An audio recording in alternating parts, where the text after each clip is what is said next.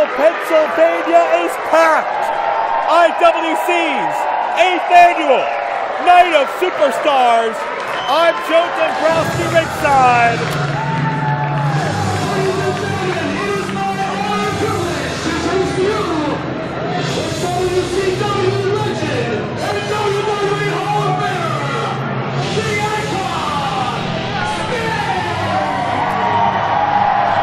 And we kick things off in the biggest way possible with the franchise of WCW, the conscience of TNA Wrestling, and the vigilante of WWE, Hall of Famer.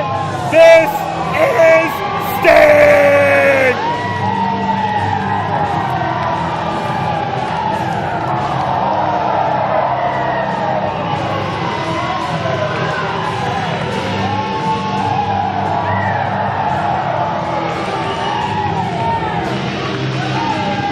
Our guest of honor this evening held more world titles than almost anybody. Sting is timeless. Thank you, Justin and Jennifer, right? Wow. And thank you, IWC. Thank you, Meadville, for having the Stinger in your house. It feels good to be here, and it's also good to know that this is for a good cause, just like Justin shared a little while ago. I mean, I didn't understand the depth of it, but we're talking Christmas for kids, right? We're talking free meals for kids on the weekends when they go home. We're talking lunch and breakfast during the week, and all kinds of other things that this event does every single year. This is the 8th year. I'm glad that I could be a part of it. Glad that I could share with you guys, take some pictures, shake some hands. And I heard so many of you say so many nice things to me, and it's nice to hear. Believe me, it is. No, I think you guys rock. I think Meadville rocks.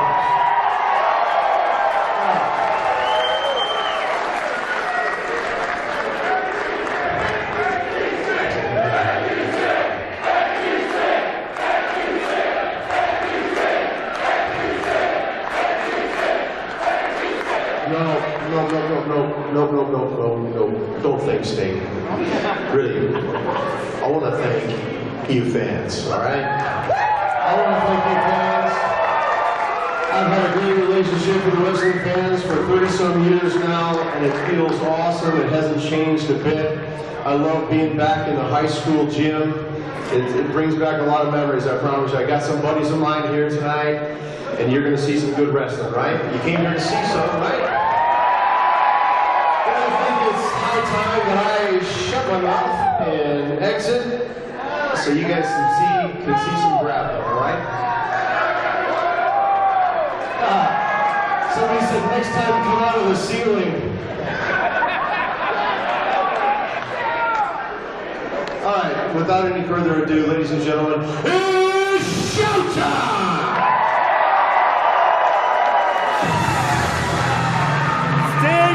Truly the icon of our industry. What an honor to have been part of IWC's 8th annual Night of Superstars. And the action gets underway here in Meadville in just a moment.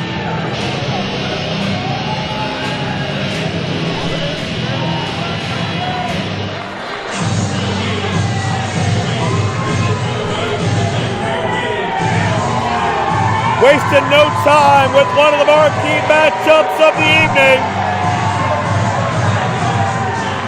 It was Big League John McChesney as the defending Super Indy champion in a title for title battle at IWC 18 a few weeks ago against the dominant, impenetrable man with war in his name. Talking about Wardlow, the first sustained dual champion in IWC history, and John McChesney wasted no time enacting his contractually obligated rematch clause to get a shot to get the gold back.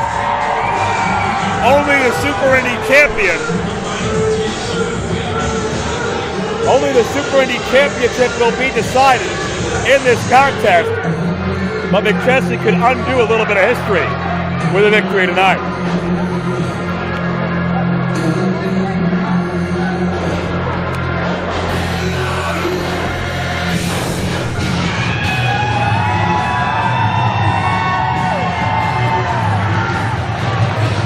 The man with war in his name, 6'3", 260 pounds, Wardlow, has cemented himself as perhaps the most dominant in IWC history.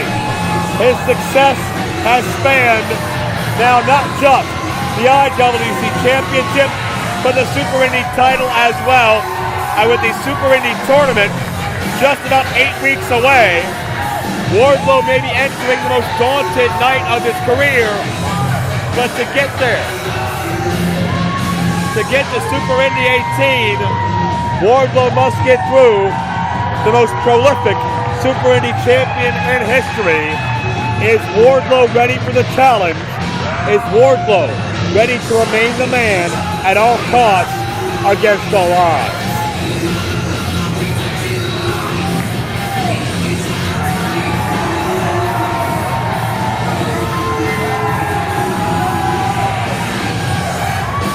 I look into the eyes of Wardlow. I've never seen him more focused.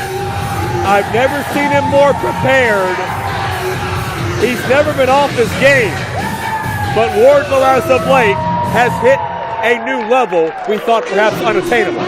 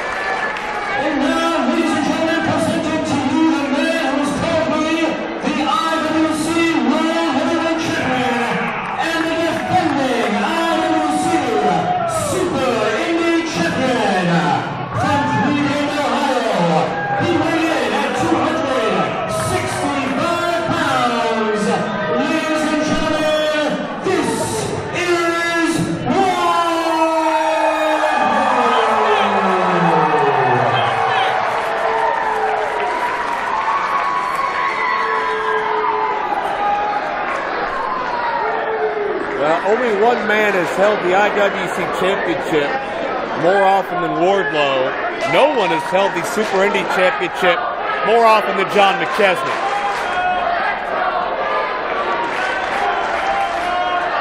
And we are very close to John McChesney's hometown of Erie, Pennsylvania. He does have his fans. He has his cheering section.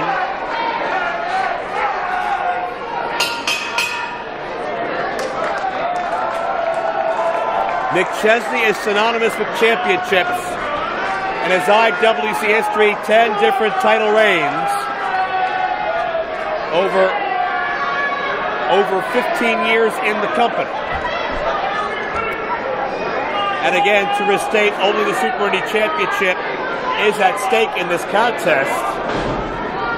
McChesney had a rematch clause as the defending Super Indy champion at IWC 18, available now. IndyWrestling.us. And that matchup was completely out of control. No disqualifications, and tempers flared in a major way. We have a much different feeling out process here in Meadville, but a quickened pace. And McChesney gets underneath Wardlow, but Wardlow responds in kind. Shades of Night of Superstars alumnus Ricky the Dragon Steamboat as McChesney finds two. Wardlow on top now. And you see the even nature of both athletes. Same idea in mind. Both men wind up at a stalemate.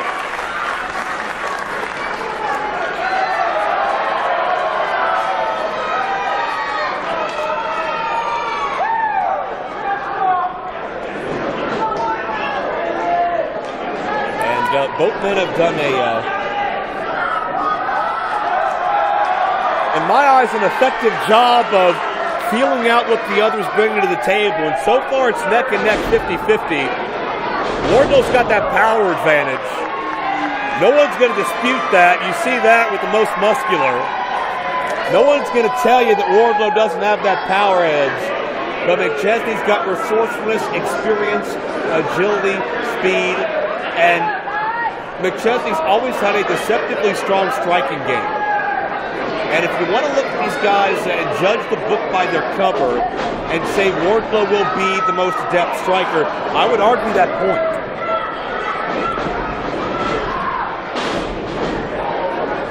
That will work out. Wardlow elevates McChesney. May have attempted that all-day long driver. McChesney elevates himself into the drop kick. One of the prettiest of the game.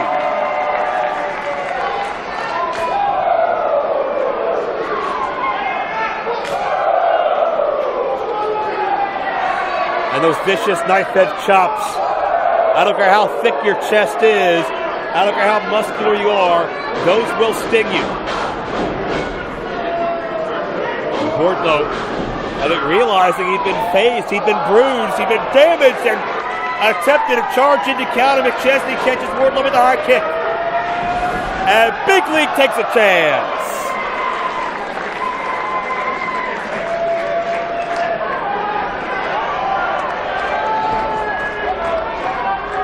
John McChesney sends Wardlow back in, maybe feeling it here. Missile drop kick, and McChesney be the Super Indy champion for the unprecedented 8th time. He is measuring Wardlow.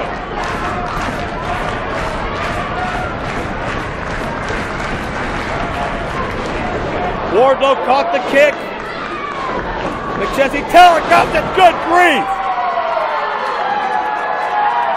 Wardlow matching John McChesney step for step in one of McChesney's most well-known maneuvers. McChesney's been known for his dropkick for years. Wardlow comes into McChesney's house, literally and figuratively, and just sends a message of his own. And when you are a freak of nature, as Wardlow, when you're such a natural athlete, you can do things most men cannot, and you can excel in so many different ways. Wardlow is without physical peer. An overhead suplex sends McChesney vaulting across this ring.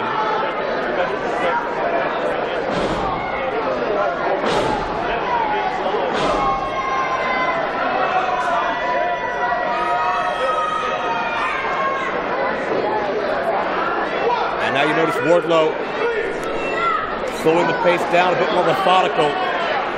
We talked about the speed edge, we talked about the agility John McChesney possesses, and Wardlow flexing that power. And leaping splash, great agility near fall.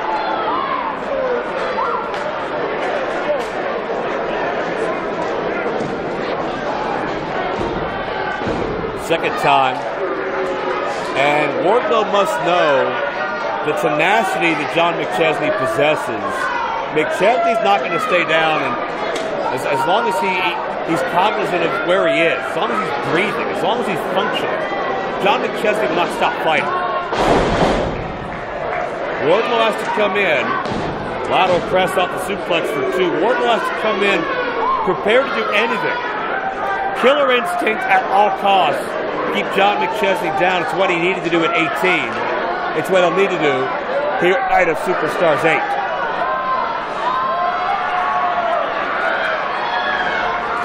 Wardlow on high risk. Oh, John McChesney.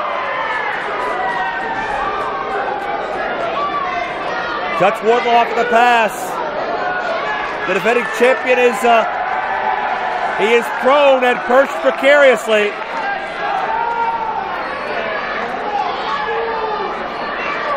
Superplex could end it for the big man, but Wardlow fighting free.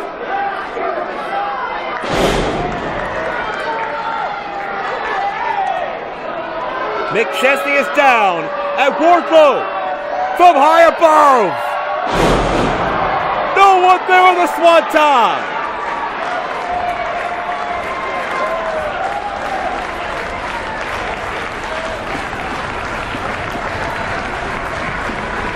John McChesney with an opportunity. Can he get to his feet? Can either man get to their feet? It would be a shame to see a championship matchup of this caliber end in a double count out. Wardlow is stirring first. That's a testament to the pain threshold of the man with war in his name.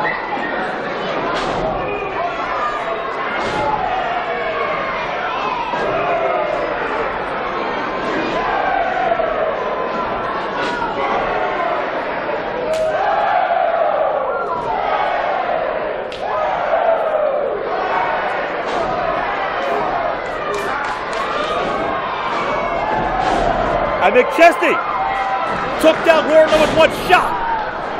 And that's not something I believe I've ever seen. I mean, talking about the deceptive strike against McChesney. It was on display there, the follow-through splash. But Northern Lights, shoulders down for two. One of McChesney's greatest Super Indy title wins was in this building. We talked about Ricky Steamboat as the referee, as McChesney defeated Chris LeRusso, could lightning strike twice in Meadville for Big League.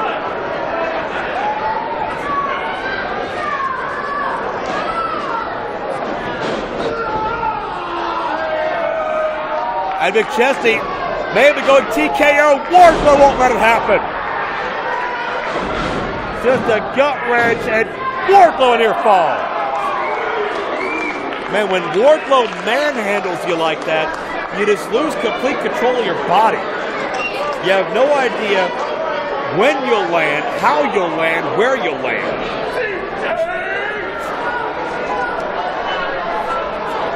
This did not pay off earlier. Wardlow taking a chance. And once again, McChesney able to meet him. Wardlow has not had luck in the high-risk department at all.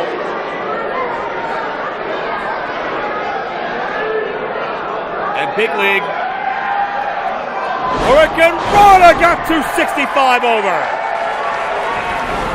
McChesney a chance. Once again measures the champion.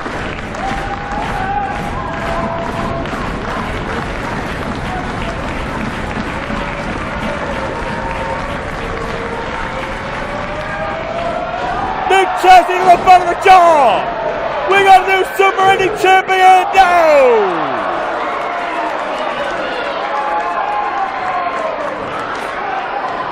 In the shadow of his hometown, John McChesney, less than half a count away from rewriting history.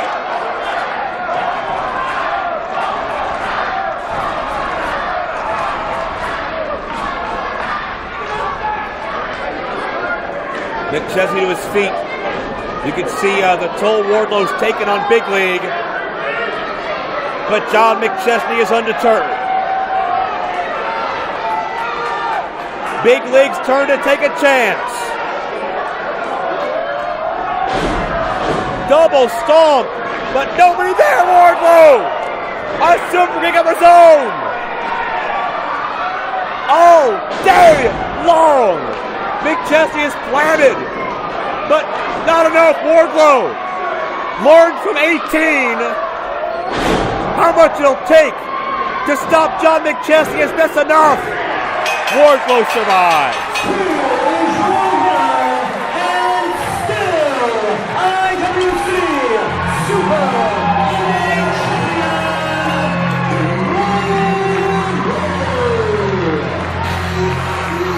The man with war in his name maintains his status as the only sustaining dual champion in history. Once upon a time, a man named Logan Shulo did it for a couple of minutes, but Wardlow will now complete his first full month sitting firmly atop the IWC mountain.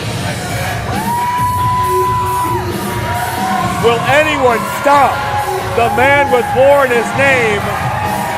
Man-Dime Elijah Dean, he'll have an opportunity, and so will 7 others come Super Indy 18. But for now, Wardlow, definitively still the man. Another timeless legend. He's got his 2x4.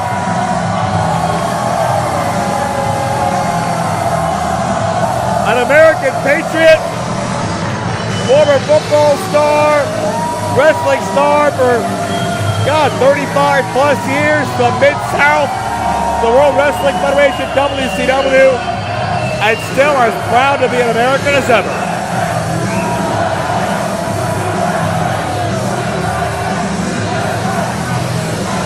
One of the names indelibly etched in the annals of wrestling history. There is only one Hacksaw Jim Duggan.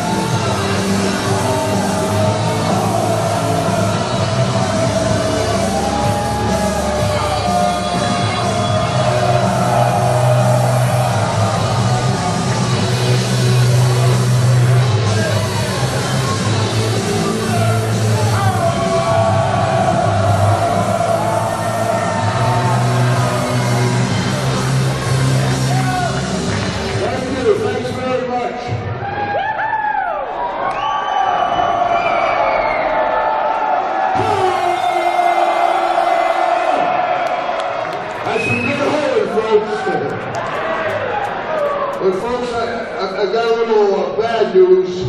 Just about 2 weeks ago, I was in the hospital on the operating table for 5 hours with a heart procedure. But everything's going great. My doctor said, Hacksaw, thanks, folks. Thank God. Thank you, Lord. But the doctor says, Hacksaw, you can't fly. I'm sorry, you're going to have to miss the show up in Pennsylvania. And I said, I'm sorry, Doc, there's no way I would have missed that show up in PA. So I loaded down the car and we drove up from South Carolina for this show. And I tell you, folks, it's my honor to stand in this ring and ring all over the world and stand there and let's do it together. USA!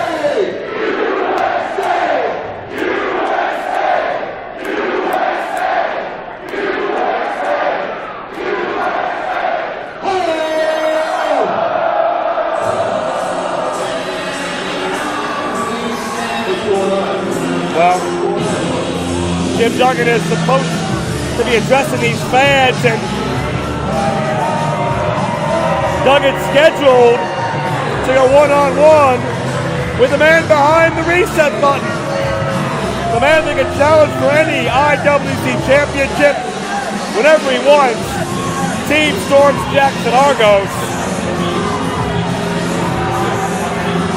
The man that ran Jack Pollock apparently out of IWC, turned his back on his friend and mentor.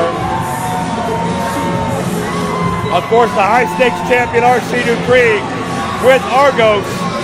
It looks to me this matchup is not going to happen this evening due to Duggan's heart procedure 2 weeks ago. But Jaxon Argos certainly such an egomaniac. Apparently he wants the last word.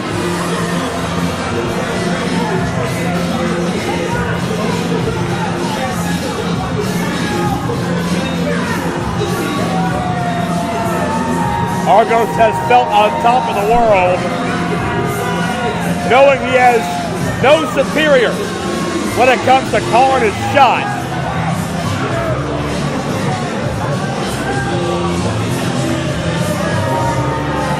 But is he really bold and brazen enough to interrupt a bona fide Hall of Famer and legend in Hacksaw Jim Duggan? Absolutely reprehensible.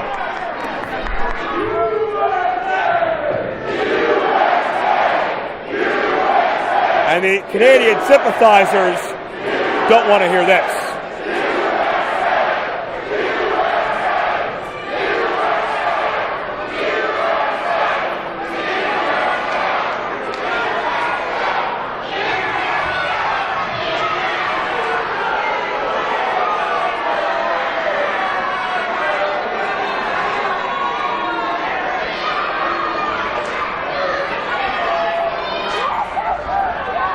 Is the Hacksaw Jim Duggan pity party over?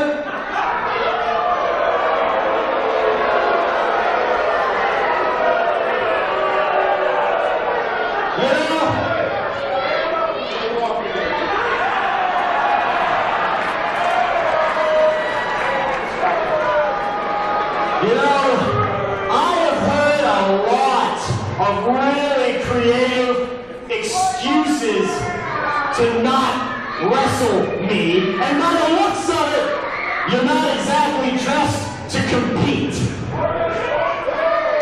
So I must say that the most creative excuse I've ever heard is faking heart surgery to get out of a match with Jaxon Argos. Oh, come on. That's a hideous thing to say. You people can scream USA till you're red, and blue in the face, and it doesn't matter because I see Dupree will wave that flag and fall hard and start saying stupid faces.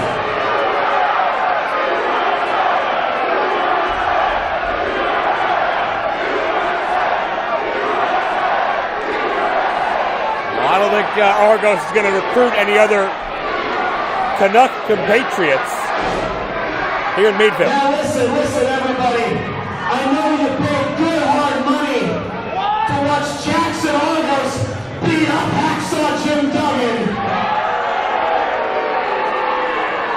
So, I think that's exactly what I'm going to do. Hey, come on now. Duggan's not medically cleared for any type of physicality. Man had heart surgery 2 weeks ago. Wait a minute. Here comes Jimmy Vegas. And he's got a 2x4.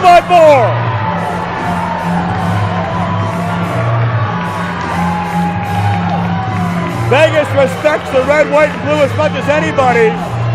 And he's not going to let a Hall of Famer get bullied.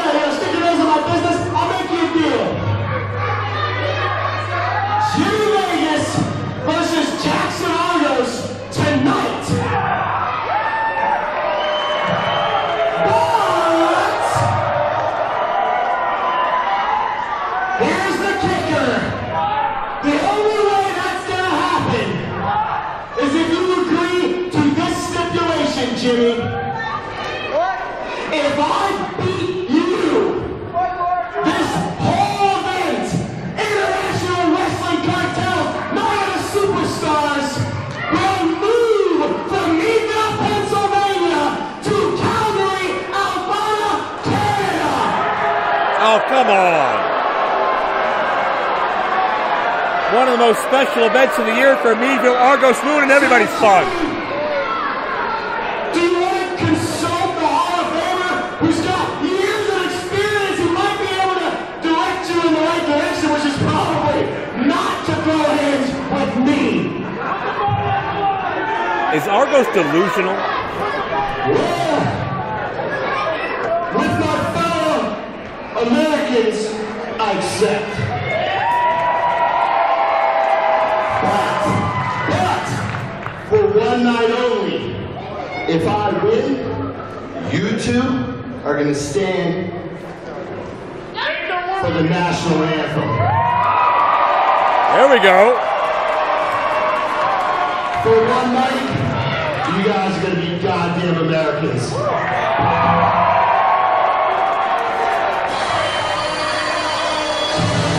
Hacksaw Jim Duggan had some backup in the form of Jimmy Vegas.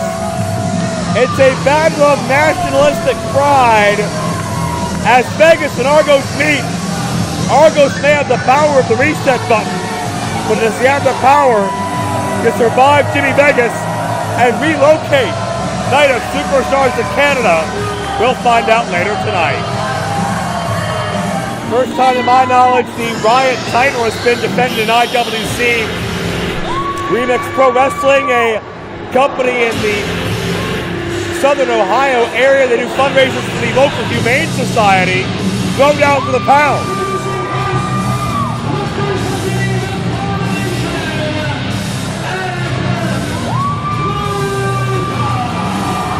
Here's the guy ready to throw down. Atticus Cogar of the Culmination. The Silver Teeth Satan.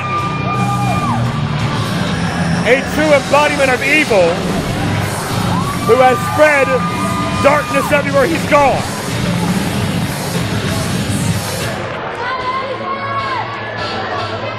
This will be a wild environment.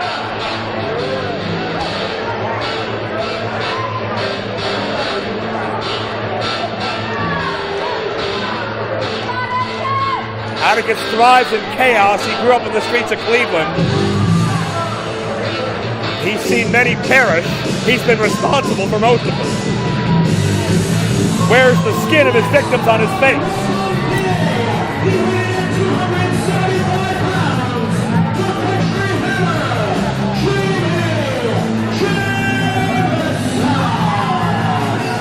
Country Hammer is no frills. He is smash mouth and in your face. We've seen him contest for the high stakes championship a number of times. Jami has never been in Remix Pro Wrestling though in Marietta, Ohio. He could cover new territory with a victory here.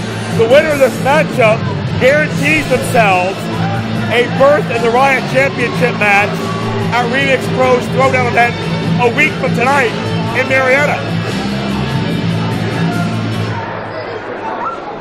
Atticus is already scheduled for that four-way matchup in Remix. If he wins tonight, he enters defending champion. If Jami wins tonight, he'll replace the original defending champion.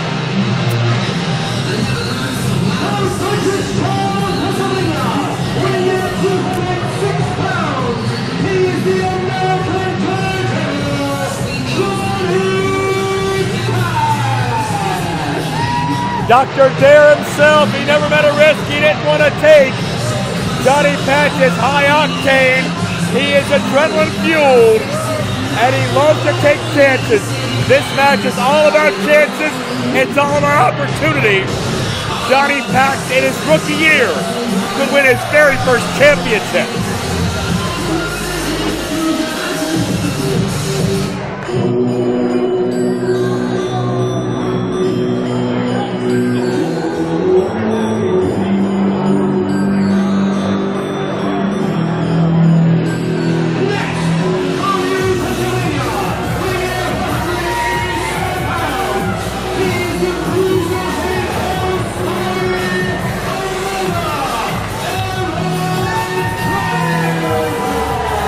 Draven was the Remix Pro Riot champion until he was defeated at a Revenge Pro Wrestling event in Erie, Pennsylvania, and that is what has necessitated this matchup as Draven attempts to recapture that title and march back into Remix Pro just as he had left at the previous Throwdown several months ago. Draven knows no fear. He will sacrifice his body to do damage. His separated shoulder is evidence of that.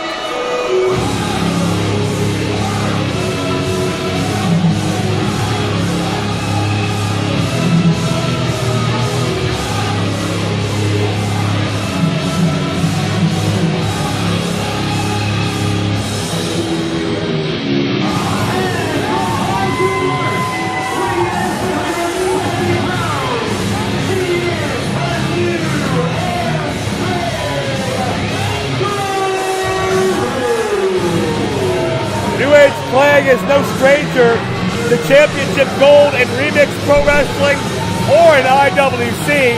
He's the most decorated athlete in this match.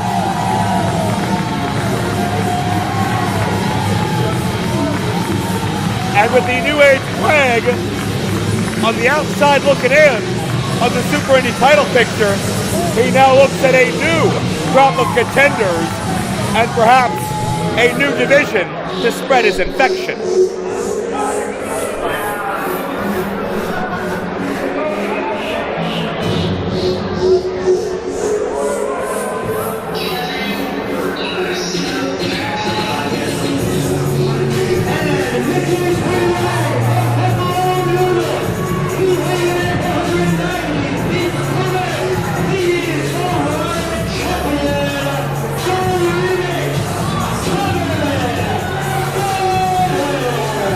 He's a rapper, he's a music producer, he's an audio engineer, he's got a hot mixtape dropping soon from what I understand, but above it all, he is one of the, if not the best wrestler to come out of the Buffalo, New York area in quite some time. I've seen Kevin Bennett, I've followed his career for a number of years.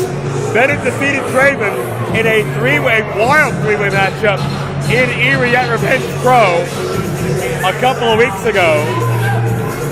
3 weeks to be exact, and that threw the Riot division, Revenge Pro, Remix Pro, and IWC into absolute turmoil, and it led to the making of this matchup.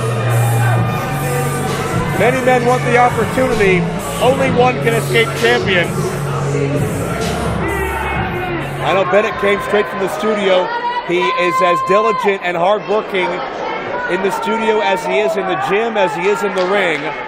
Bennett is a jack of all trades. Draven is a very dangerous man, the Cruiserweight horror story. And you talk about horror, you look at Gory, you look at Atticus, and there's not much scarier than the raw power of Jamison or the devil-may-care attitude of Johnny Patch as a risk-taker. It's Bennett and Draven center ring. It's what started this issue, but Jamison wants to stake his claim. And good night. This is going to be wild. Gory and Atticus have ties throughout this industry as Draven, a heat-seeking missile to Jamison. It's Bennett and Gory. It's Atticus and Patch. One fall to the best of my knowledge. Watch Patch. Atticus loves to watch another human suffer. Atticus took an opportunity to shut Patch down and Gory the springboard dropkick. The brawl continues on the floor, and check out this stare down. They have been allies across this business into 8 different states. They have not crossed paths here in Gory's home of IWC. And Atticus, this is not the day for the culmination. This is the day for Atticus as an individual to attempt to stand out as Atticus risks life and limb to do damage. This is not a team matchup, it's all about individualistic goals. Atticus realizes this, and so does the New Age Flag, who takes flight! The corkscrew Gory gets that torque behind his body for maximum impact. And I don't care what Gory and Atticus have done elsewhere. There is no love, there's no allegiance when a title as prestigious as the Riot Championship is at stake. Remix Pro Wrestling has raised over $90,000 for the local chapter of its Humane Society and has used some of the best athletes in the entire world in the process. Gory, Draven, and Atticus are part of the roster. Bennett, by de facto of being champion, currently is. Jami and Patch are looking for a chance. Look at the elevation. On the springboard dropkick, Gory on top. 2 count only.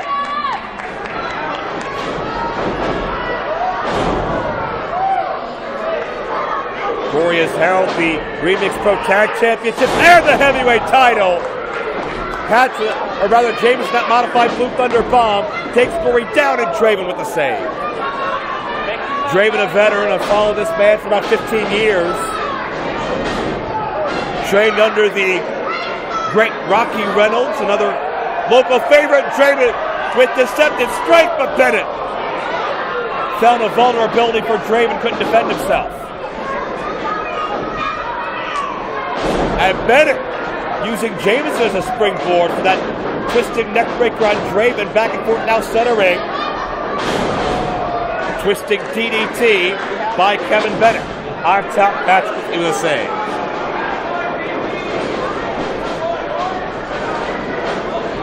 Reversal now is Bennett and Patch. Kevin Bennett recently survived a near-fatal car accident. Him and three of his closest friends and brothers in professional wrestling.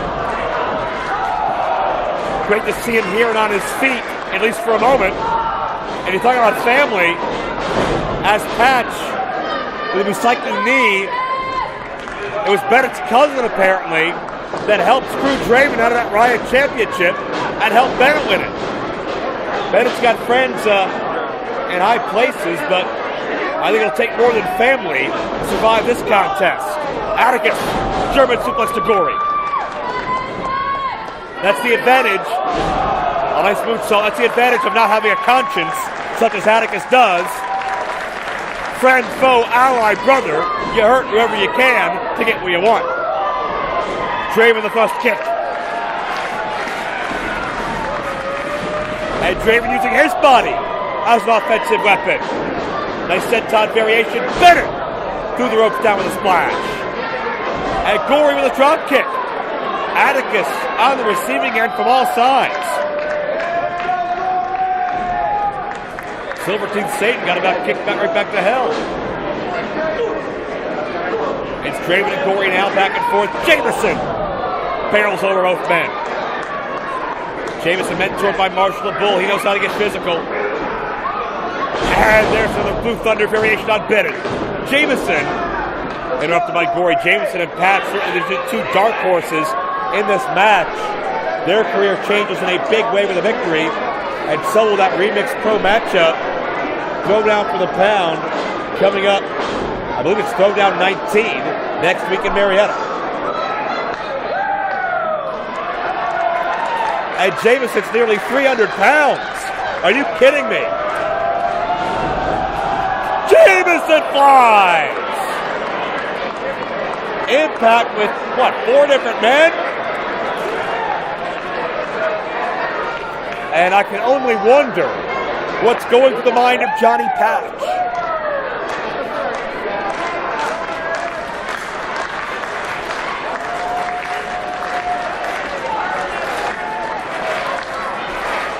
Oh, ready to take a dare? Oh, God. Beautiful adjustment, Patch to the floor. Good grief.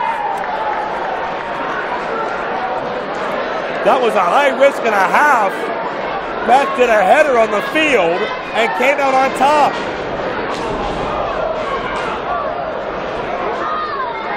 It looked like Draven was able to avoid most of that impact.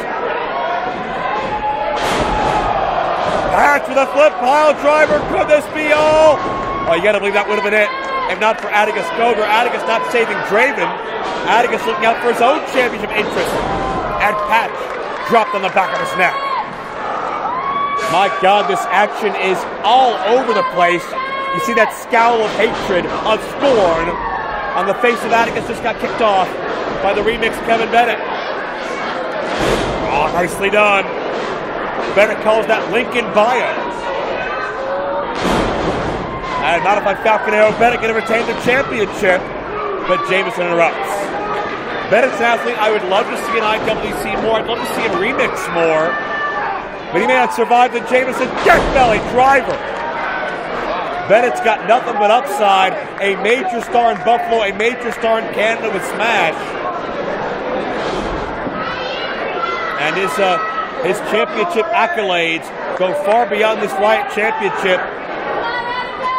And his best years are still well ahead of him. Gory able to drop Jami on the double knees. QAS, just incredible to get the size of Jamison over. Shoulders down, but Draven interrupts. Draven's got Atticus. Oh, Could be time for the Draven Death Ride. With authority, Draven's got the Riot Championship again.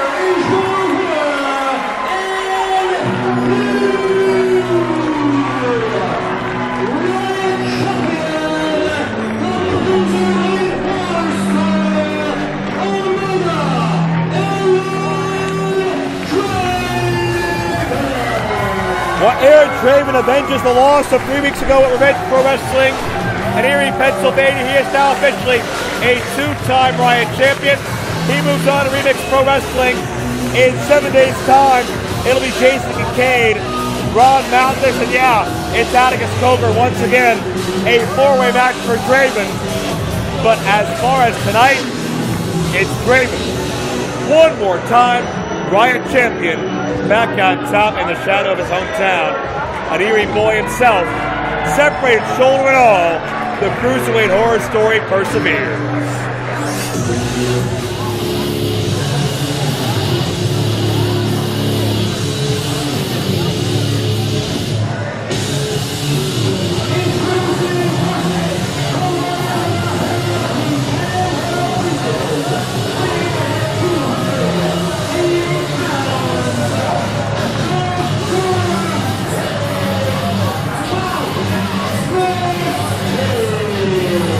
The perpetual bad mood and human crime scene, Vault Nasty has been stewing even more so since the month of January after a dominant showing in the 16-bit challenge at Reloaded.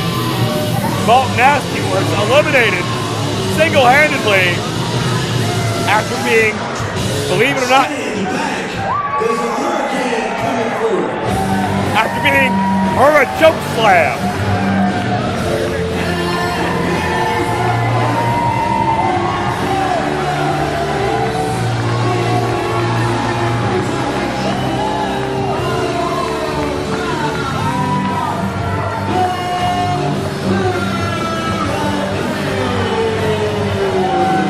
It was professional wrestling's resident superhero, Hurricane Helms, that came on the scene. Surprise entrant as they all are Reloaded. Vault Nasty never expected it, and Vault Nasty lost his chance to get that personal reset button. Thanks to the Hurricane, and Vault has not forgotten it since.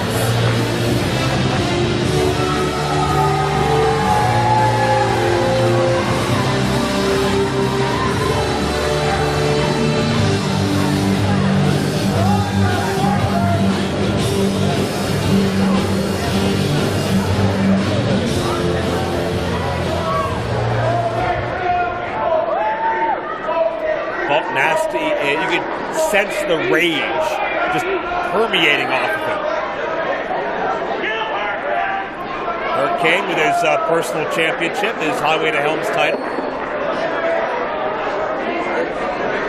And Hurricane has vanquished a lot of supervillains in his day. But he's not faced someone the likes of Vault Nasty one-on-one in quite some time. The 16-bit Rumble was one thing. Vault had been in there a while. Hurricane had the surprise factor. Not so much here tonight.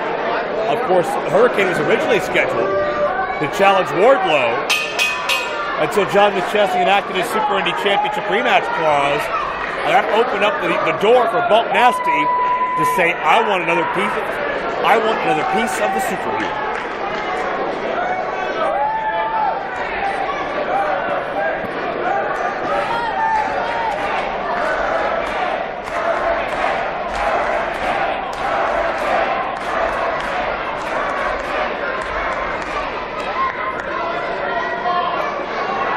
Calm before the storm here, no pun intended.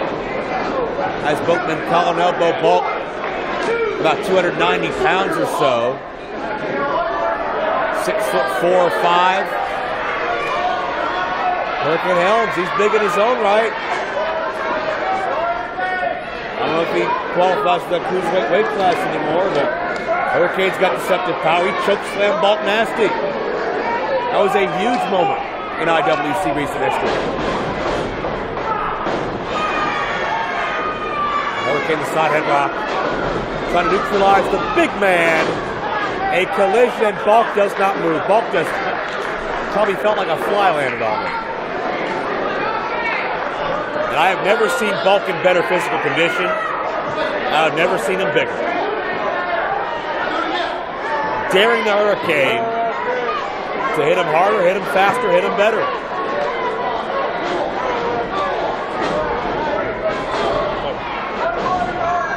And again, Hurricane may be hurting himself on this exchange.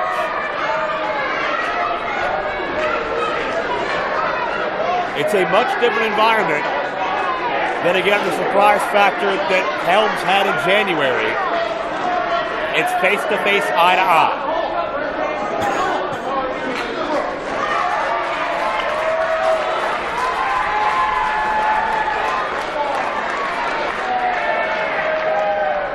Oh, Hurricane outsmarts the field. Bulk can't see, and a Hurricane went reversal. Look at the clothesline. Bulk is swinging wildly. And Hurricane gives him a good job. Hurricane is getting inside the head of Bulk Nasty. With Bulk's temper, that's not necessarily a difficult thing to do.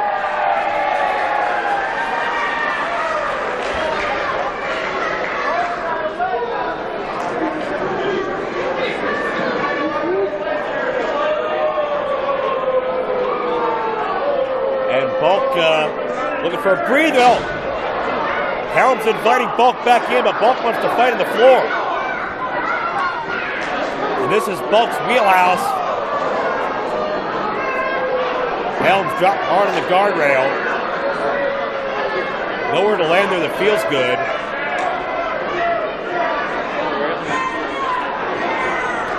And Bulk wants a count-out victory.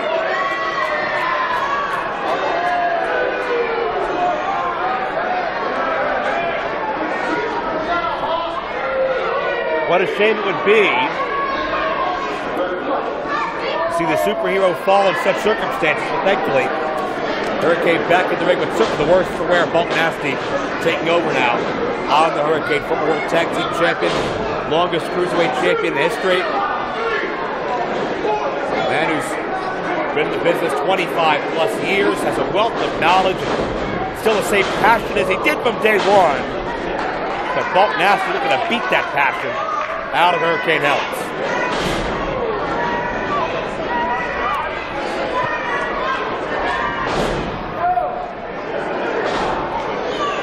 Bulk methodically keeping Hurricane at bay.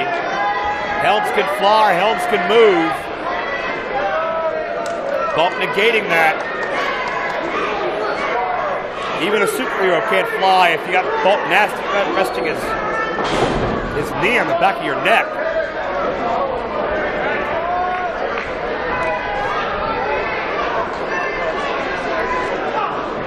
Helms peppering Bulk with rights with slam. Oh, 290 collapse on a Hurricane near fall. Hurricane just didn't have the leverage on his side and didn't have Bulk sufficiently weakened to attempt the high-risk maneuver.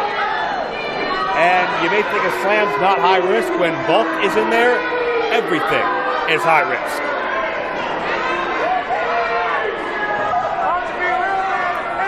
It looks like Bulk is getting a bit more confident about a potential count-out victory. We're at 6, and I don't see Hurricane yet.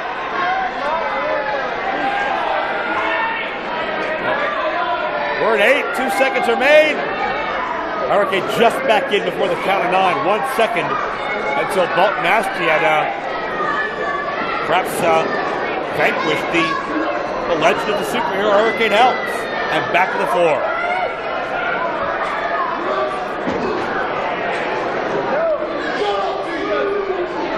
And Bulk once again angry at the world. And where they go? Look out. I don't want anything to do with this. Look out. Hey, Wait. Come on, hey. What's up? What's wrong with you?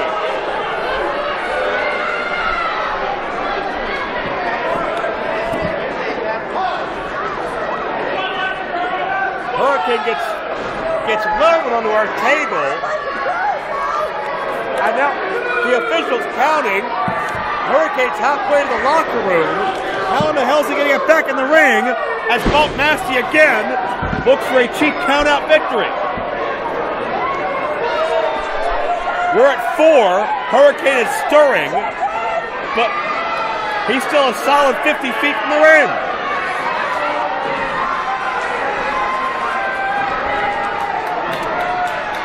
We're at 7. Hurricane to his feet.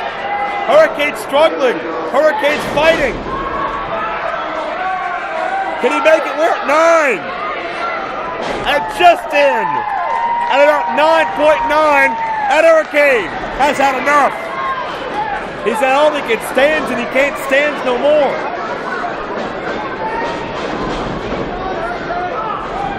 But can he take the big man down? Hurricane's got that second burst of adrenaline. Will it be enough?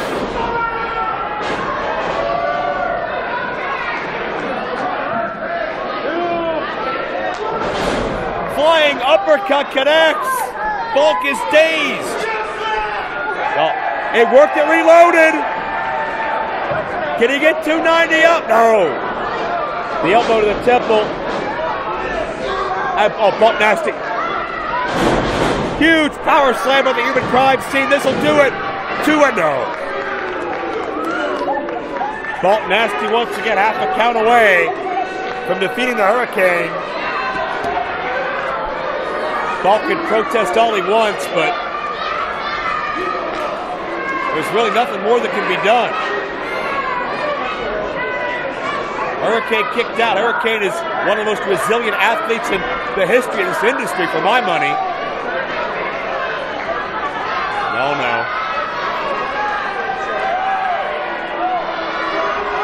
Bulk going Vader bomb. Nobody there. Hurricane out of the way. Is Bulk off balance enough?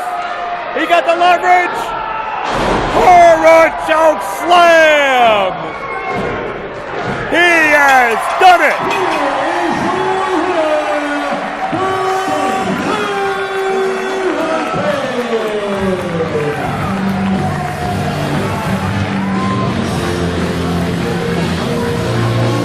The Hurricane overcomes one of the biggest evildoers in the International Wrestling Cartel, literally and figuratively.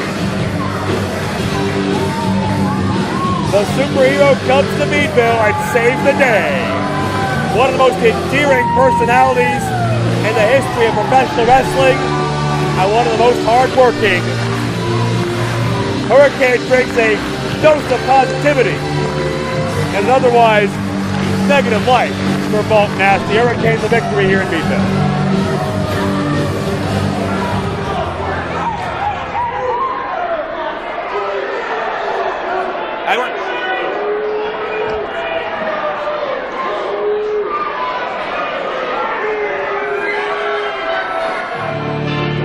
The newest alliance in the International Wrestling Cartel making their first official appearance. Introducing first, making their way to the ring from Hudson County. Weighing at 125 over 6'4". The team of the Edward Parent, LeRusso, and the king of the one-night stand, Samson. They are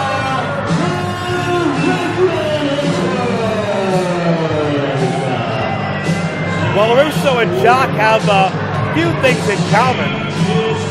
They both have been on a bit of a losing streak over the past number of months, and they both like blaming others for their problems. And that has brought this alliance together between these two athletes.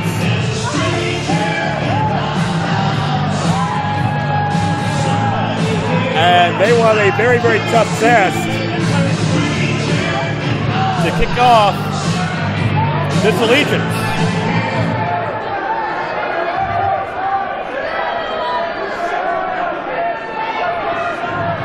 Ladies and gentlemen, as you know, my name is Samson, the greatest wrestler of all time. What? And we are sick and tired of getting screwed over here at IWC. Me and LeRusso are sick and damn tired of being sick and damn tired. So what I did is I moved my close friend LeRusso to the great state of Ohio, where there's real cowboys. And I showed him the way to stop all this BS here at IWC. Now tonight, me and him are going to beat the ever-loving hell out of Andrew Palace and Hardcore Holly. We're going to show him how hardcore we really are. We ain't scared of nothing. Let's do it. We're the greatest of all time. Of all time? Well, that remains to be seen. This guy coming out's pretty great.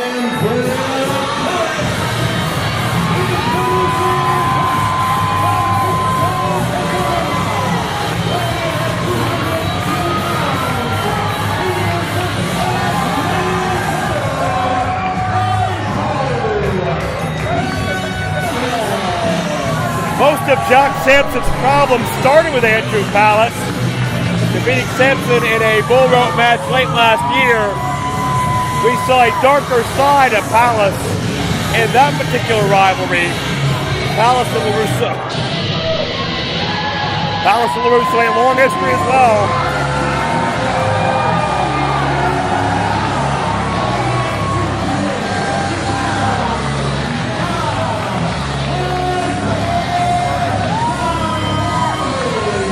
But tonight, Palace emerges with backup, and one of the toughest men in the history of this industry. You don't mess with Bob Holly.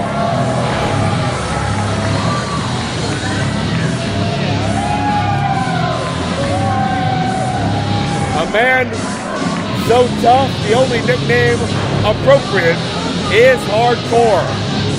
Multiple-time Hardcore champion, Intercontinental champion, gold or the tag team title. There's not much Bob Holly hasn't done. And Bob Holly's got an idea. He wants to beat Jock Samson and LeRusso.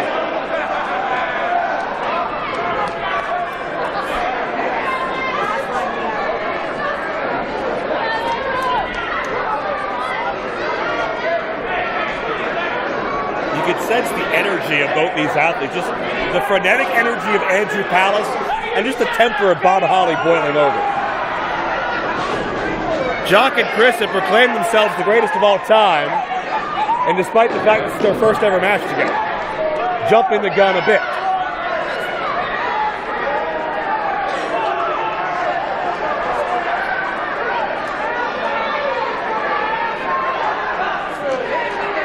I'll tell you what, Palace and Hardcore Holly are about as polar opposite personalities as you can find.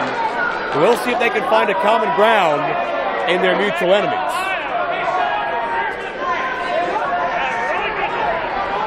Bob Holly is a tag team specialist. He's won tag team gold with Sean Waltman, the 1-2-3 Kid, X-Pac, call him however you want. Crash Holly, the late great Mike Lockwood. Hell, even teamed with Mark Gunn. He was once part of an incarnation of the Midnight Express with Bob Holly.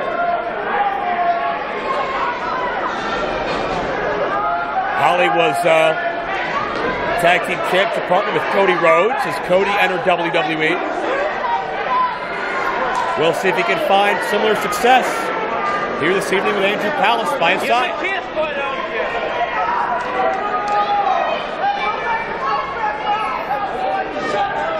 And LeRusso, in spite of the slump he's been on, in spite of losing his Super Indy qualifying matchup to Britt Baker, let's never underestimate the danger LeRusso brings. Proficient in many martial arts, calculated, resourceful, conniving, and intelligent.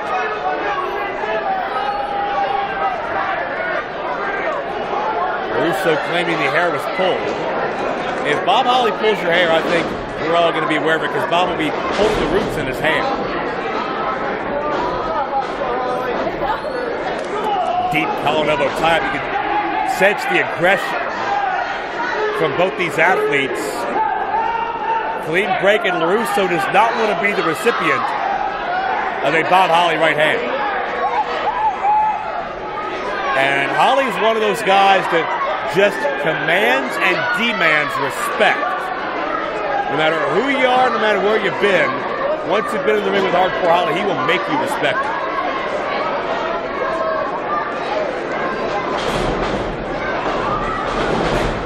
Nice arm drag by LeRusso.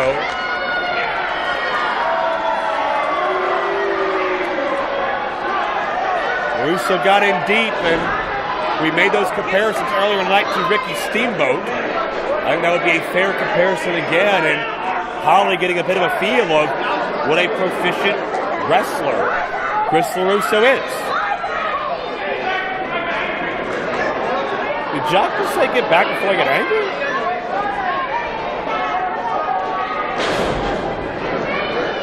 Not the most intimidating sword is Jock at the moment, but LeRusso got Holly over a second time and feeling his oats a bit. Even Holly impressed.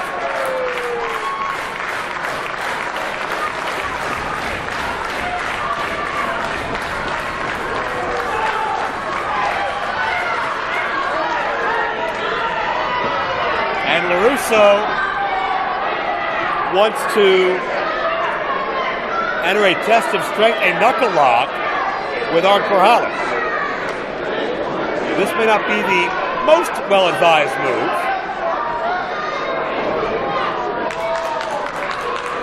Well, LeRusso playing mind games with Holly as if making him mad ever helped anybody. Just punch him in the face. LeRusso mockingly referencing Holly's career. Holly's a man that spent about 15 years in WWE. You don't do that by accident. You don't do that without being able to swim with sharks and survive with the best. And LeRusso once again outsmarts Holly.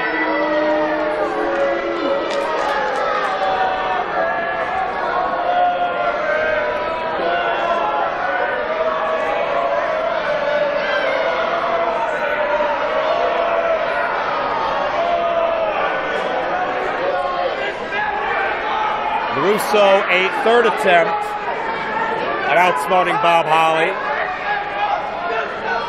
Will Holly get suckered in again? Cross his heart, hope to die. He won't do it again. Wrestler's honor.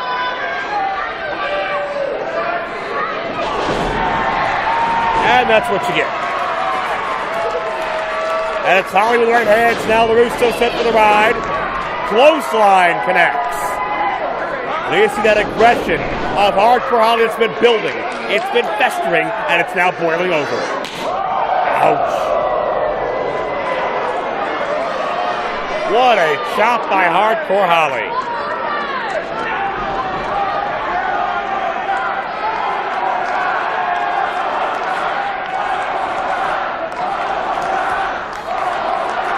Oh, God.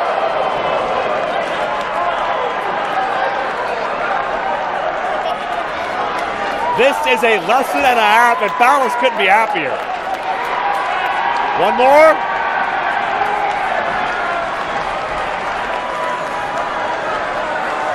Oh, no.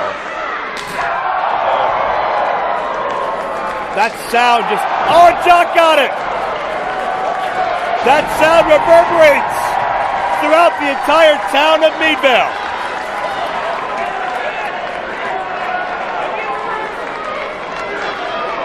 And it's time for the self-proclaimed greatest of all time to regroup together on the floor.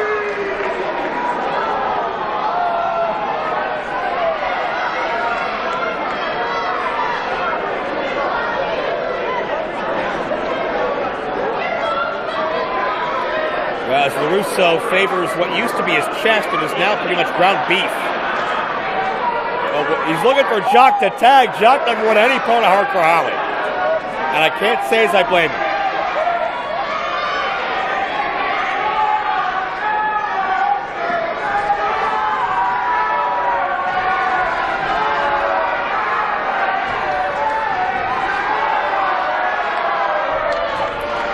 Well, this crowd insinuating that Jock doesn't have the guts to get in the ring.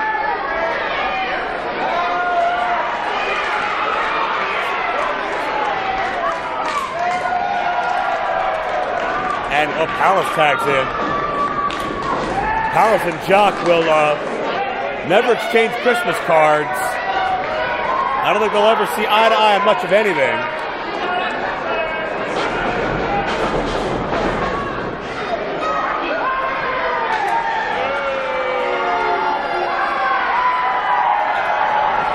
You can sense who the crowd favorite is. Tie up, nobody moves.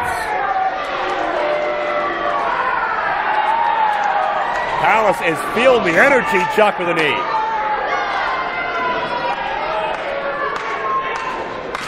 Ooh. Hard chopping. Holly looking to intervene, but the illegal man now. Referee Williams having to keep control as Jock has chopped Palace for the time being.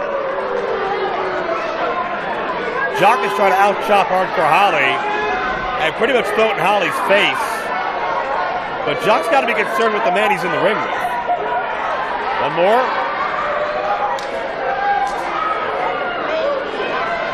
Well, Jock's getting his licks in. Jock's doing his damage. Make no mistake about it, the duck of the clothesline, duck of the elbow, and Palace explodes with a clothesline. Oh, that energy of Palace. Off the page as always, get ready.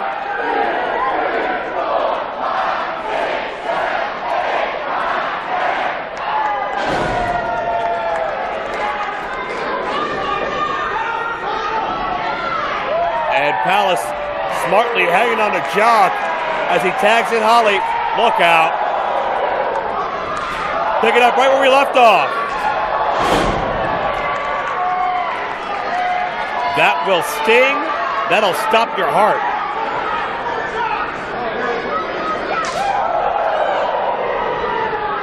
And Jock has had about enough of Hardcore Holly.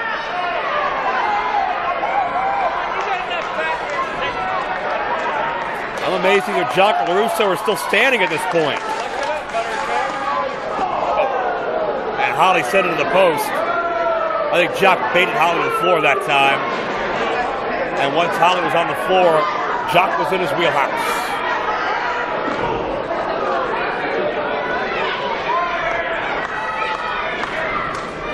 Holly sent back in. LeRusso now. Punishing Hardcore. A great elevation of the leg drop. That may be the best leg drop in the industry today. LeRusso on top, and Holly kicks out at 2.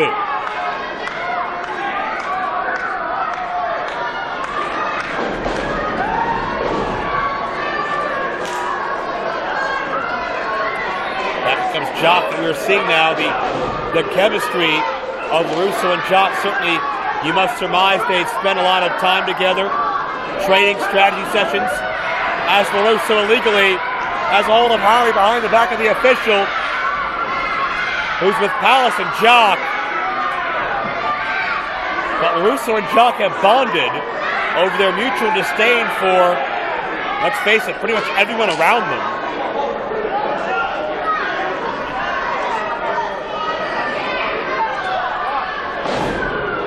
And LeRusso measures Holly.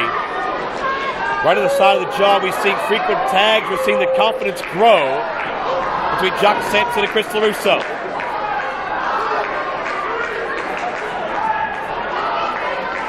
Holly has been neutralized. And Holly's double tough. He's all man in the yard wide. He's to his feet. But LeRusso digging deep into the eyes.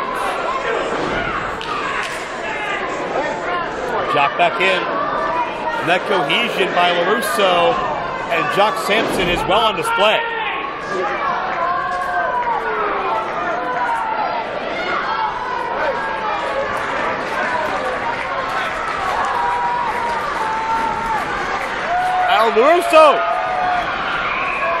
LeRusso choking Harley. Palace is having a conniption fit. Palace can't do anything. We don't want to risk disqualification. But Jock and LeRusso manipulating their surroundings in a major way, playing the referee like the proverbial fiddle, and continuing to tag it on Harley. Continues to get his licks in. But it's LeRusso now with a takedown. Could this be all? No. Near fall situation again.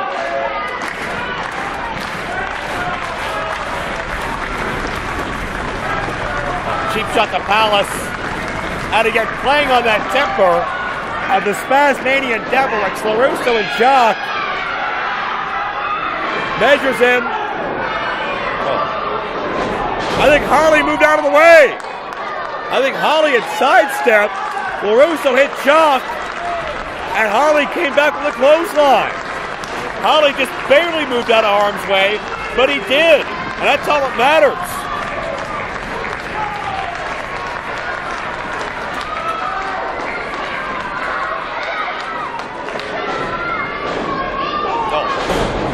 Harley the right hand, tagging to Palace. Andrew Palace is in, and Andrew Palace is unloading.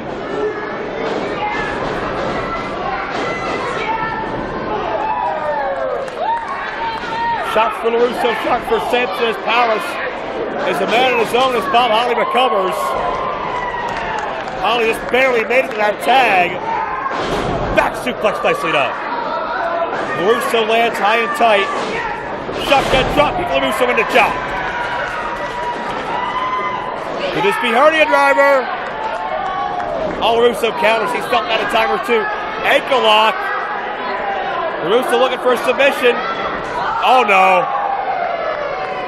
Holly back to dancing with who brung him. And there's the hernia driver. Palace on top. Got him.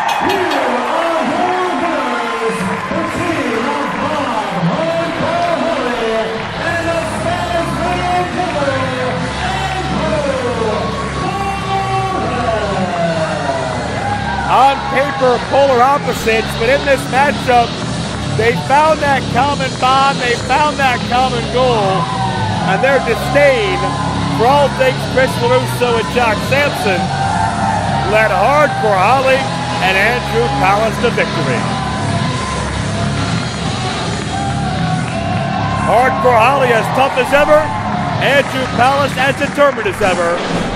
What a team, and the losing streak for Jock Samson and Chris LeRusso, it presses on. Holly and Palace victorious. Well, this matchup had stakes heightened even further as a result of what we saw earlier tonight in the Meadville Invitational Battle Royal.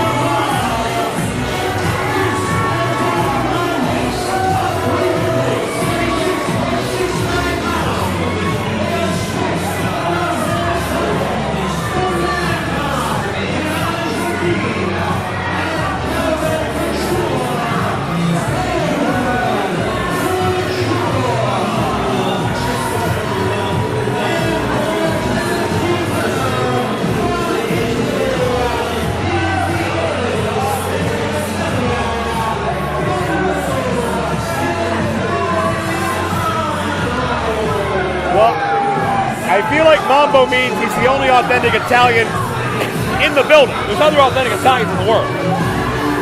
But be that as it may, Hollywood Couture, Calvin Couture, Van Dime Elijah Dean, usually part of the Arquette entourage, with IWC Women's Champion Katie Arquette, business advisor Justin LaBar, But tonight, Calvin, Mandime, and Mambo Italiano take center stage in a 6-man tag team match, and they've got momentum on their side.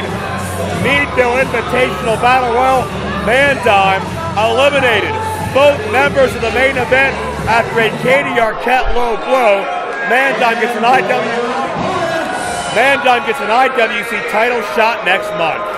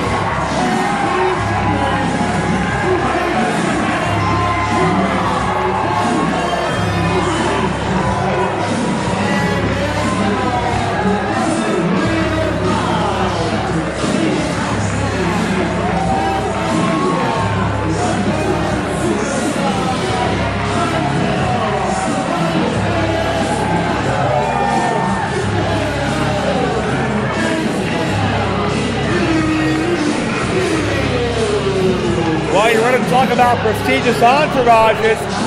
You got to talk about Liddy. Liddy the Lion with the main event. And TME are half man, half amazing because they've got former United States champion MVP by their side. It's Team TMVP.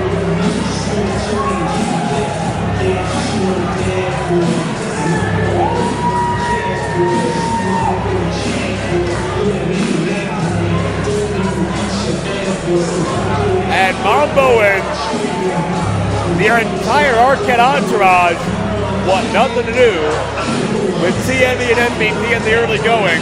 Duke Davis, Ganon Jones Jr. standing tall as IWC Tag Team Champions and with revenge on their minds.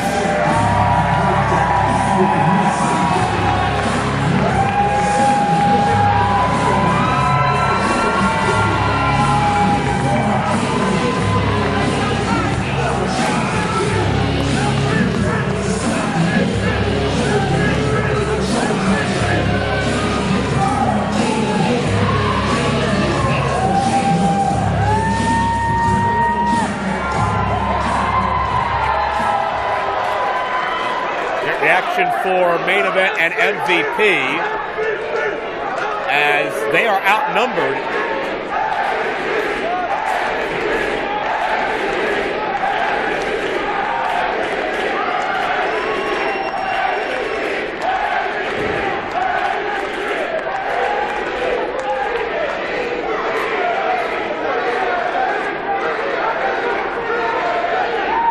As MVP gives the love back by shedding for his tag team partners TME. This is an incredible trios team, and I can't wait to see how this shakes out. I got one quick question. I mean, I'm okay with all choices of lifestyle or whatever you want to do, but are you guys really wearing panties right now?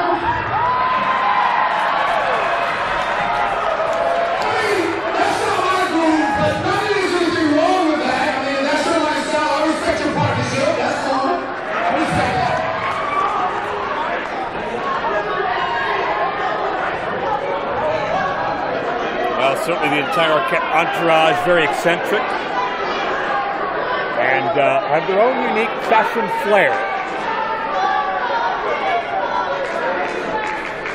But what they need is a strategy right now because they've got three very physically imposing athletes on the other side of that ring.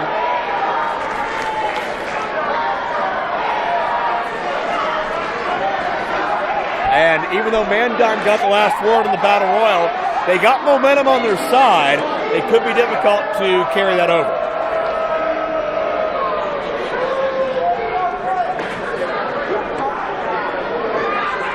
Well, Mandime, I think, lost the rock, paper, scissors. He'll start out with what looks to be Pro Wrestling's all-star, Ganon Jones Jr., keep in mind it was a Justin LeBar distraction that led to the Katie Arquette low blows that led to the Van Dime eliminating both tag team champions in our Battle Royal earlier tonight that earned, quote unquote, earned Van Dime an IWC Championship matchup next month in White Oak. And the All-Star tags into the metahuman, 6'6", maybe the biggest physical specimen in IWC, maybe second only to our reigning champions.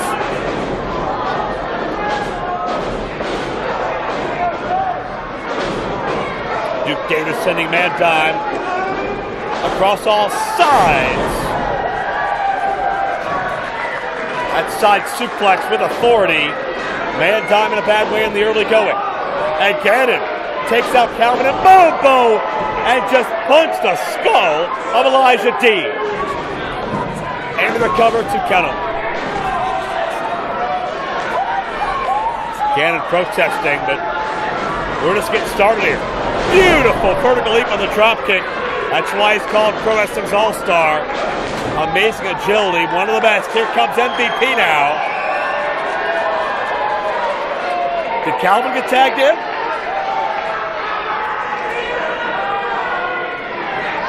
I'd say poor Calvin, but he's had this coming for a long time. All those IWC women's title matches he's gotten involved in. All those times he's run his mouth.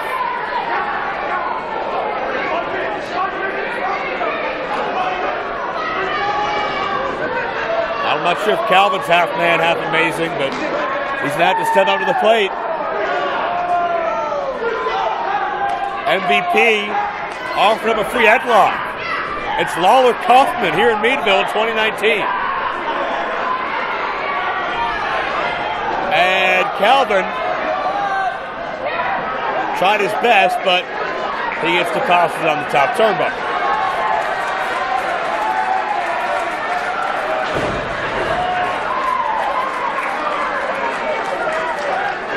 MVP not sweating things so far.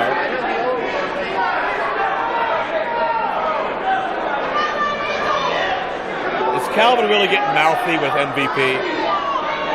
He's getting sassy.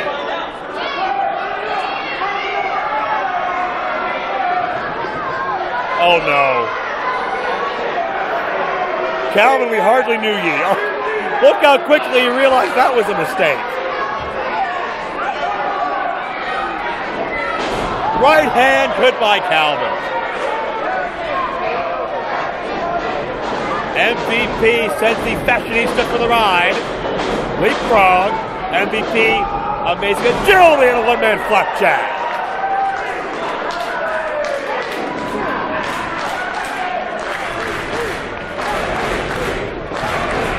Crowd coming live from Montel Fontavious Porter. Once again, Ganon Jones Jr. back in. Great tag team cohesion from MVP in the main event. Ganon Jones Jr. Double underhook suplex, nicely done. Calvin in a bad way. And Ganon, modified T-bone suplex, nicely done.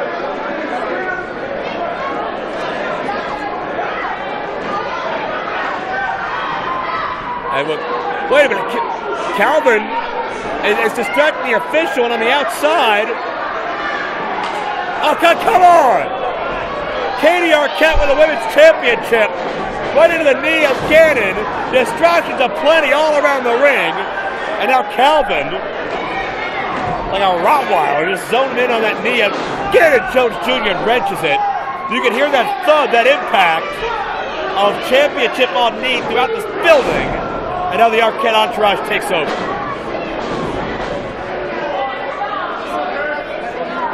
And Van Dime, who could be the next IWC champion, imagine what Van Dime will have to do to break through Wardlow. We'll find that out in a month's time. But in the meantime, now Van Dime brings in Mambo, perhaps the most awkward dancer in the business. A man whose dance performance a year ago was interrupted by the Honky Tonk Man. This year interrupted by the Founding Fathers. Mambo not the greatest of luck. But handful of hair takes down Ganon Jones Jr. Keeps Ganon away from his corner. 1 count only. Mambo sent back in. Here comes Calvin. Notice Mambo gets a hold of Ganon Jones Jr. Keeps Ganon away from Ganon's corner. If Mambo's in trouble, he's got a safe zone. He's got a safe space, and that enabled Calvin Couture to get the tag in.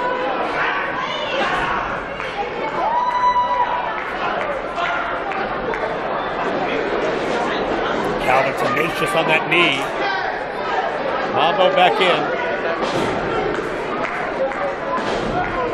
And Ganon's had a history of knee issues. He's had problems in that part of the body for quite some time.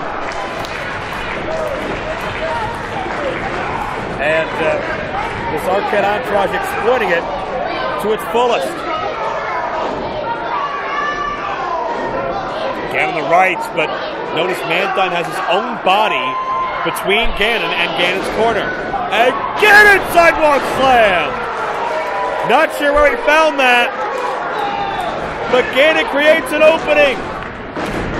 Can he find his way to his corner?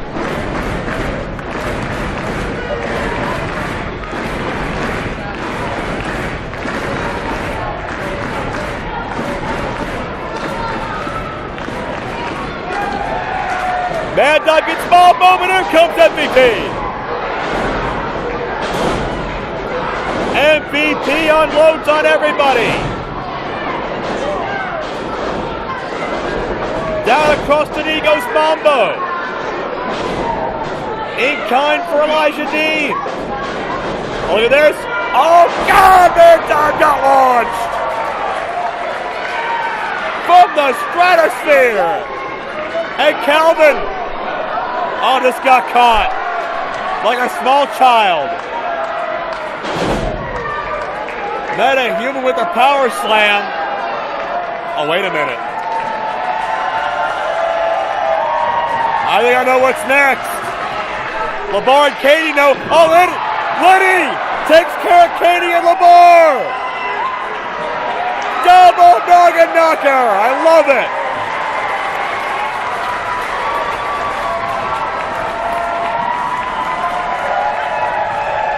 Oh, here we go. Only one thing left to do.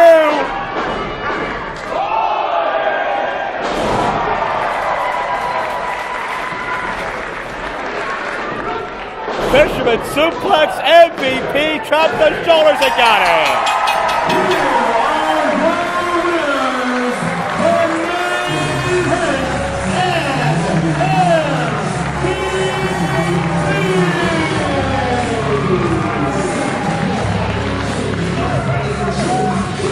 Well, talk about ballin', talk about being amazing.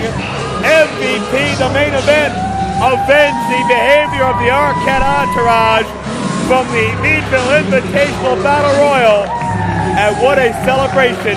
The main event on top for the victory, and still your tag team champions with Liddy and MVP by their side.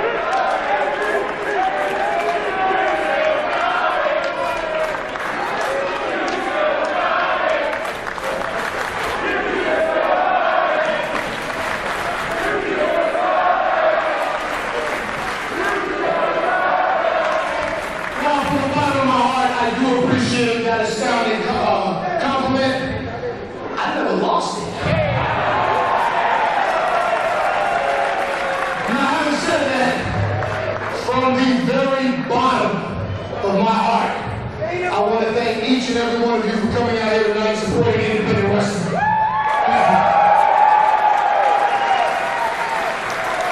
I've been hearing about IWC for some time, and people have told me that they have one of the most amazing fan bases in the entire country. I had to see it for myself to believe it, but now I know. Give yourself a round of applause. And last, but not least, I didn't do it by myself.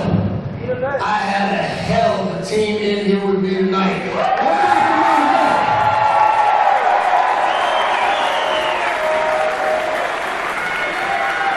Take it from me. I've been doing this for a while, and I have literally been around the world.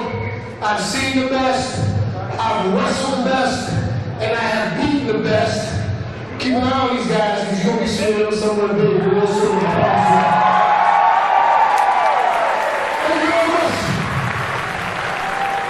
A major endorsement by MVP. The main event continue to grow and get better and better by the month. We are privileged they call IWC home and reign on as IWC Tag Team Champions.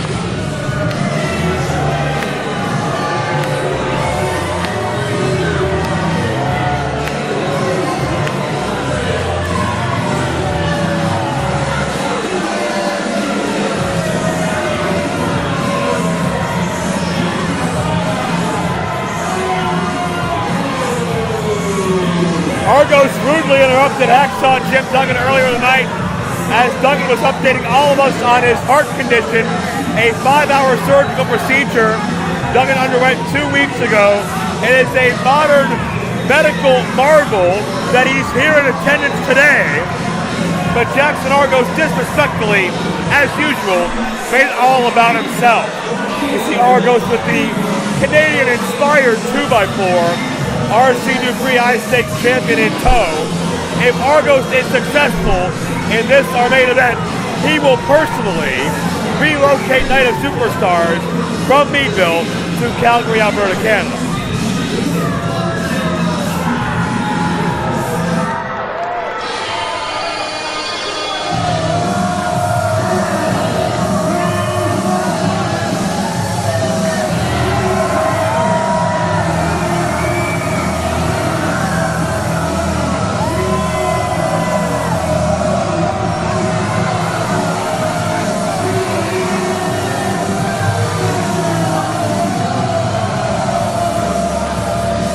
Hacksaw's got his 2x4 and Vegas has the American flag. What a singlet.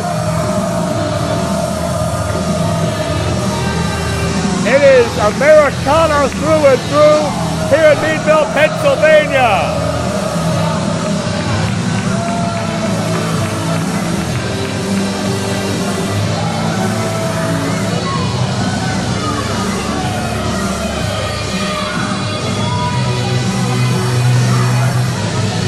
Vegas, an IWC stalwart, first ever 2-time champion in history, and still intimidating, imposing. Vegas is mad, bad, and dangerous to know.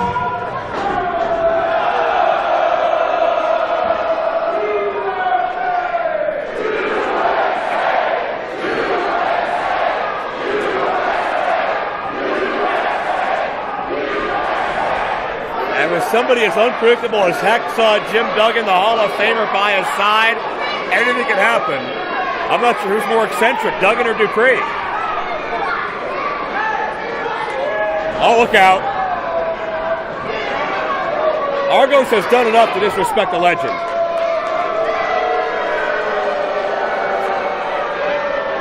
The Canadian 2x4.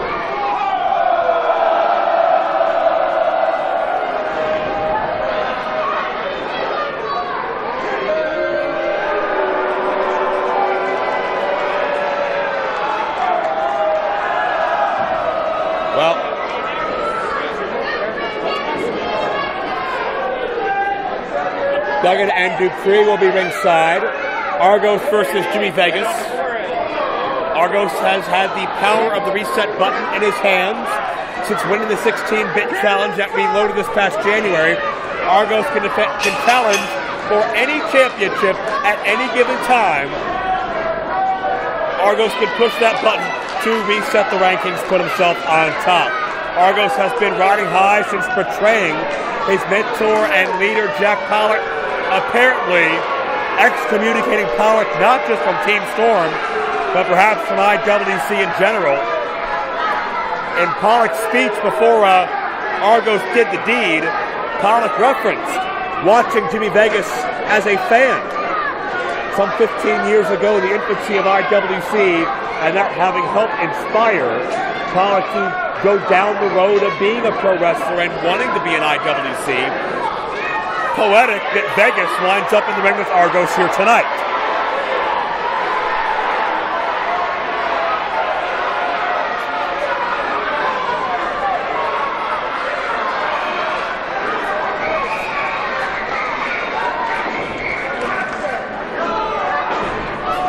Calinello tie-up, and that is a mistake against Jimmy Vegas.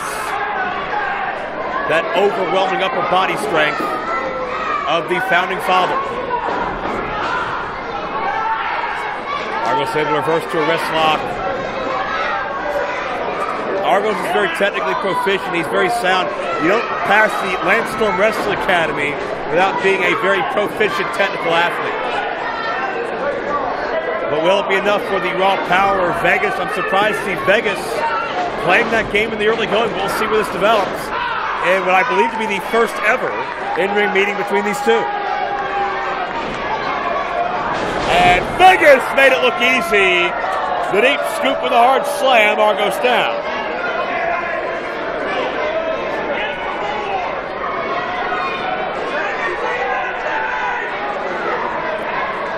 Consultation with Argos and Dupree. But I'm not sure what Dupree could tell Argos that could help fend off the overwhelming physicality that Jimmy Vegas brings to the table each and every night. Dupree can watch all the Bryan Adams matches he wants, but Vegas is without peer in my estimation.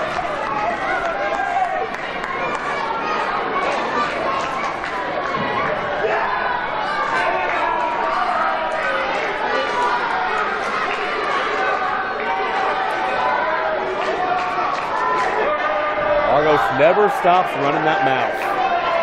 Look at Duggan on the floor. Duggan almost got to Argos. Argos didn't even realize it. Official admonishing Duggan to stay in Vegas' corner.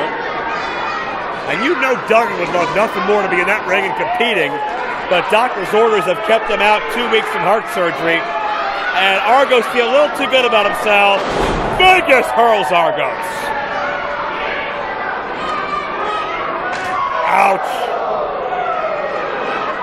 Speaking of stopping your heart, Vegas unloads for the ride.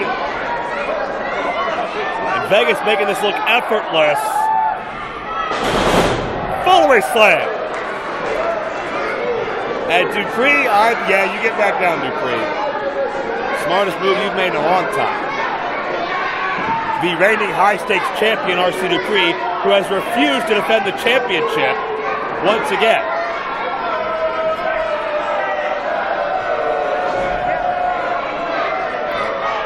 Vegas inside headlock, Argos. Well, Dupree's got the foot of Vegas. Duggan saw that. Argos foot to the face of Vegas. Hacksaw Jim Duggan has seen enough from Dupree. Duggan may have been a Canadian sympathizer for a cup of coffee once upon a time, but he is none too pleased with how Argos and Dupree are carrying themselves. Duggan was once aligned with their trainer, Lance Storm, but I think Duggan long since seen the error of his ways.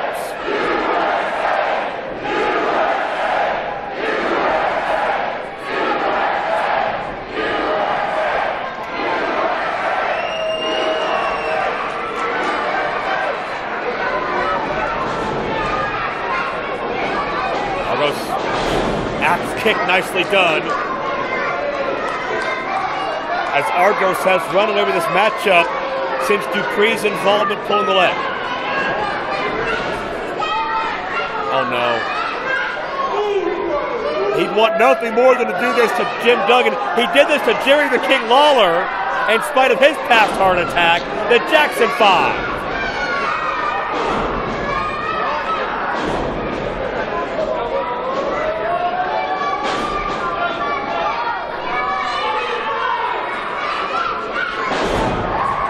And Argos having trouble leaving Neverland because the 5th Jaxon didn't connect. And Jimmy Vegas between the eyes.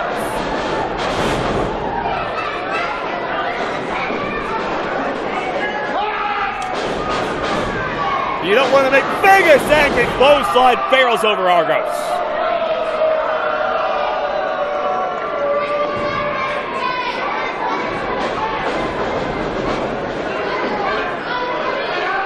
Argos in a bad way. Vegas, oh no, Argos pushed the official in the way. Argos hide behind the referee and Argos downstairs. Bargain basement shortcut by Jaxon Argos. Hacksaw wants some help. I'm not sure if there's anybody available. Argos and Dupree looking at double team here. They've got Vegas prone, but Argos doesn't see Canadian 2x4 in the hands of Hacksaw. 3-point stance. Clothesline to Dupree. Dupree got it. Argos measures Vegas. Oh, Vegas caught him. Cha-ching. Slam. With Duggan holding court, Jimmy Vegas gets the victory.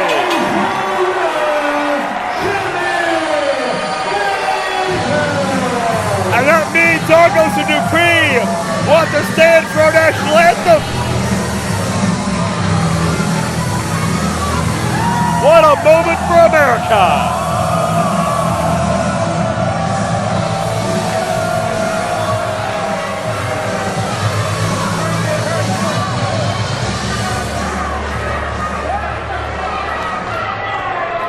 Well, Night of Superstars will not be relocated to Calgary.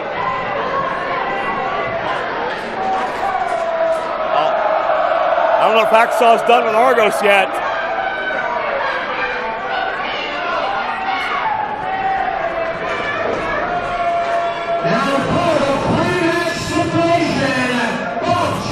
Oh! He busted the board!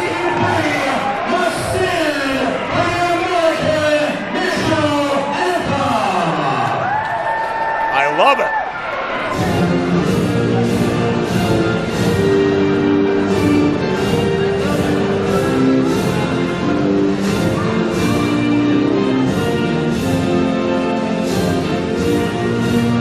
Argos and Dupree look absolutely humiliated. You gotta believe this is absolutely eating them apart inside to stand for the Star-Spangled Banner and salute the Stars and Stripes.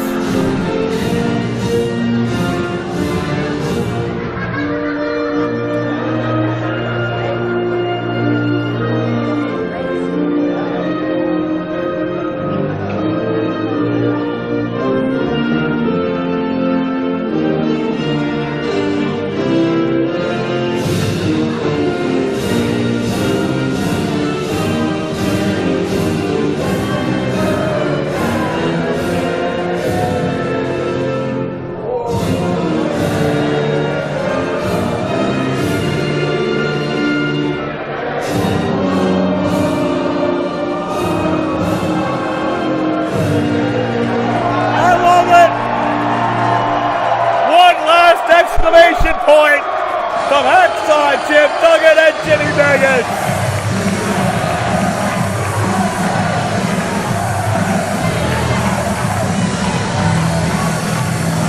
It's Stars and Stripes forever here in Meadville.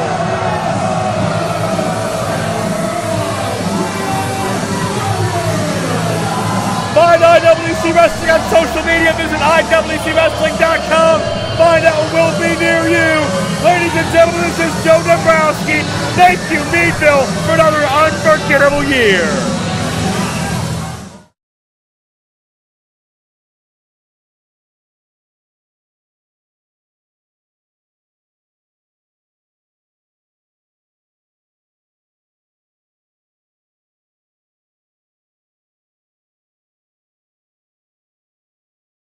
Sidekick Media Services. We are your sidekick in business for social media, video production, and more. Find out more at sidekickmediaservices.com.